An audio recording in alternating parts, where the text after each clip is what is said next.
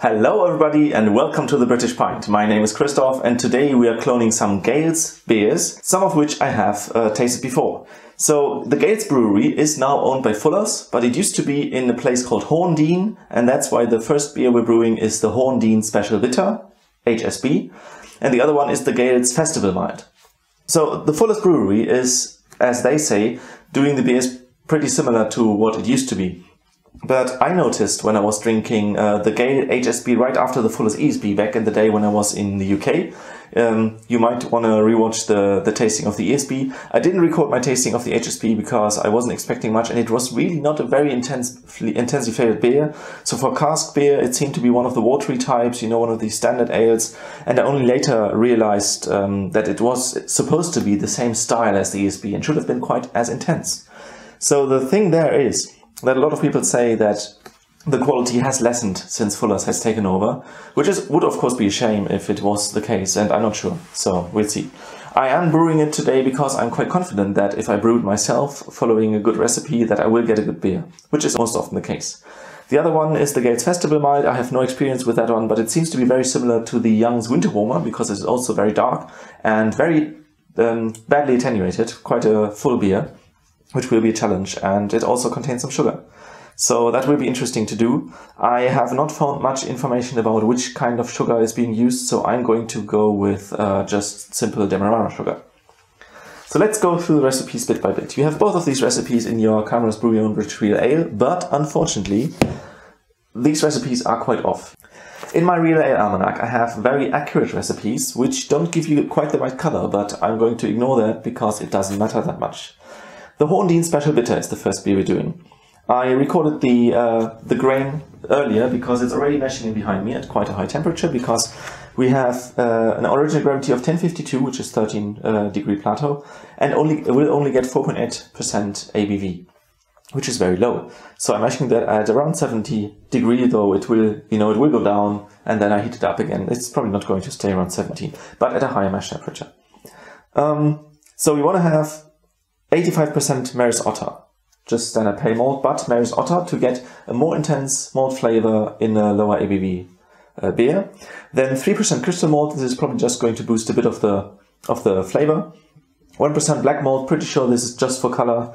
Then torrefied wheat 6%. This is going to increase the foam and enhance the beer in that regard.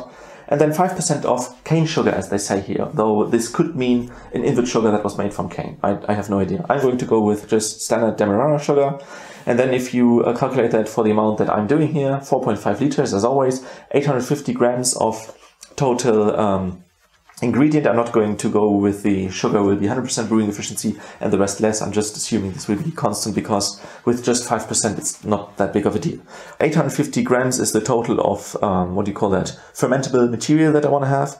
And then I have 722 grams of Maris Otter, 25 grams of crystal malt, 8 grams of black malt, and 51 grams of torrefied wheat, and of course 42 grams of sugar. Sugar will be added at the boil. This is mashing with a standard 4 liter mash liquor, 3 milliliter sparge liquor, mashing at around 70 degrees for an hour, and then we'll see how this turns out.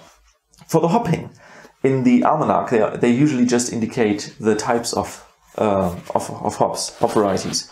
And the types are the same as in the camera book, and that's why I actually went for the ingredient list as is in the camera book.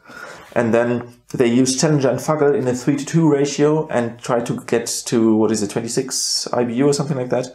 And then in my case that would be 4 grams of Challenger, 3 grams of Fuggle for 90 minutes each in the boil, and the last 10 minutes Golding, in my case 2 grams. That's just the standard as I calculated it from the camera book. Okay, then the Gales Festival Mild would be the next one. For that one we have a bit more Maris Otter. Was it 87%? Yeah, 87% Maris Otter pale malt, 3% black malt. This will give us a stronger color. This is typical for a dark mild, though you need to take into account that this one still has 13.5 degree Plato, 1054 is the original gravity, and still only 4.8% ABV, same as the Hohendiehen Special Bitter, and so this will be even more intense in final gravity. The Gales Festival Mild is a mild according to the gravities that you used to have around the turn of the century, like 1900 to 1914, because that is what it used to be before the world wars made the gravity decline.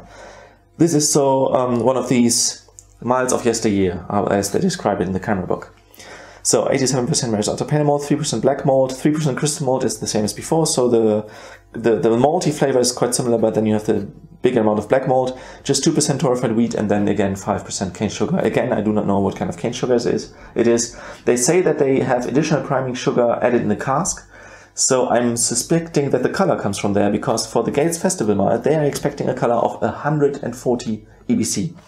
And in the camera book, they are actually tripling the amount of black malt to get to that color, and I'm pretty sure this is going to screw up the flavor, so don't do that. In my case, I'm going to ignore the color. I will just see what I get, probably around 80 EBC, maybe 60, 70, 80, something like that, and then I'll just leave it as it is, and it will be just a dark malt that is not completely black. Because 140 EBC is like a stout color. Okay, then we want to get to 24 units of bitterness. Again, I went with the, well, actually not quite. I had to change the camera hopping here, because I want to go with what they say here, which is Fuggle for bitterness and aroma, and then additional Golding for aroma. And in the camera book, they only used Fuggle. So what do we have here? Fuggle 9 gram. I have a 3.2% alpha acid variety here. That is just one of these old packs. Someone gave me this because he had leftovers. So I need a lot of that. And then last 10 minutes, 2 grams Fuggle, 2 grams Golding, just to get a balanced flavor, I would say. Okay, that's pretty much it. Now we come to the interesting part. Why am I doing this? Because, of course, as ever so often, I have a yeast strain that I want to use, and that one is the 1332 Northwestern Ale from Wyeast. And there are quite a few good sources that say that the brewery in, I think, Seattle, they got that yeast from Gale, and that's why it's the Gale strain. So this should be enabling me to make quite an accurate reproduction. I'm not sure, I didn't get much information about the beers in general regarding fermentation temperature and you know, the sugar ingredient and stuff like that. Even though I did read that there is, the former head brewer is still having a brewery in, is it Portsmouth, I think, in the UK? So you could contact him, but I didn't do that. I just want to give it a go. So I am going to brew these, I'm going to record a few clips, let you see what this is all like. And then we're pretty much done, and I'm not sure if I have to tell you anything for the pitching. Maybe one thing, this is again a Wyeast pack where the yeast is really not vital. I smacked it 2 days ago, it did inflate a bit, then I pitched it into a starter.